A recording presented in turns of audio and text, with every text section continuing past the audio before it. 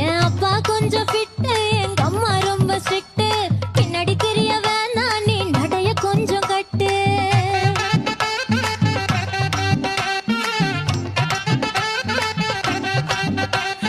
வண்டி மாட பூட்டி அந்த வாய்க்கா ஓர ஓட்டி ஊரை சுத்தி காட்டி உன்னை கூட்டின்னு போறேன் ஸ்வீட்டி. நான் ரொம்ப கோபக்காரி, நீ சுத்துற ஒரு மாதிரி. ஆடிக்கார ஏறி நான் போக போறேன் சாரி. ஓ அப்படியா?